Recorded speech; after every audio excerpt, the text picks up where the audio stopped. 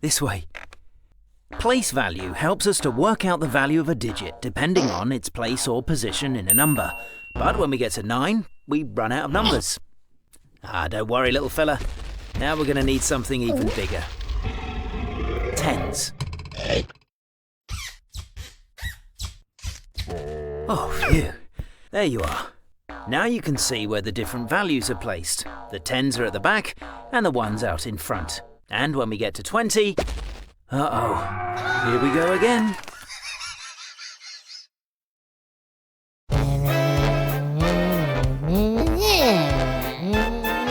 When you divide something into 2 equal parts, each part is called a half. What a great trick! You were whole, and now you've been divided into 2 halves.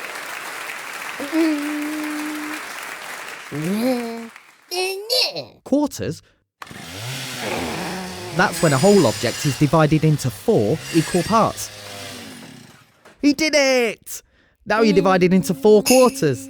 So a whole can be divided into 2 halves or 4 quarters.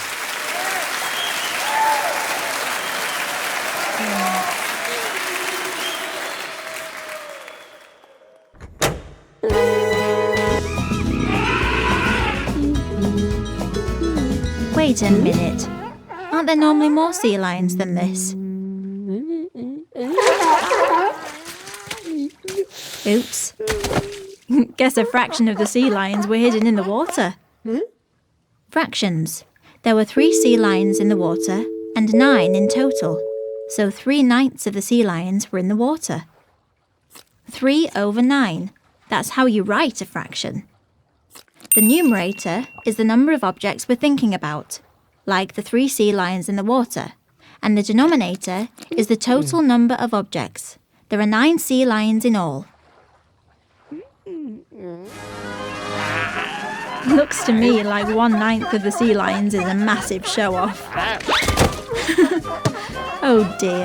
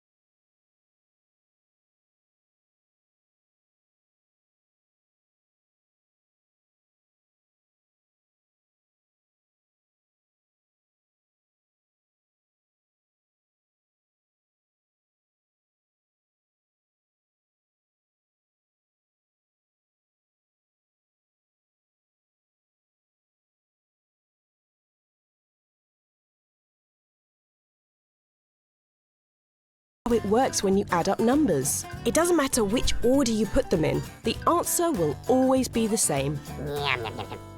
Finn, that wasn't very nice.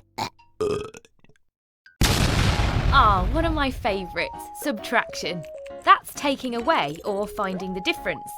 This is the symbol we use when we want to subtract one thing from another. So let's say, for example, that we felt 5 eyeballs were really a bit much for any single alien to have. So we took away 4. And eureka! 5 minus 4 leaves 1 eye, all made possible by the powerful subtraction symbol. Let's try another one. 2 antennae take away 2 antennae equals 0 antennae. You don't mind this, do you, Albert? Oh dear, sorry Albert, we got carried away. But don't worry, addition is the opposite of subtraction. Do you have an addition machine somewhere around here, Jerry?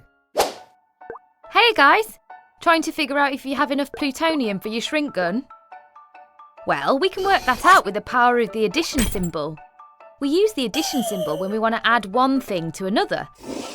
So, for example, Albert has 3 sticks of plutonium and Jerry has 2 sticks of plutonium. With the addition symbol, you can add 2 things together and find out what the total is.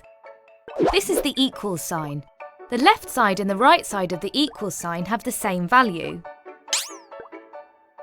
2 plus 3 equals 5 sticks of plutonium. That's enough for the shrink gun, right?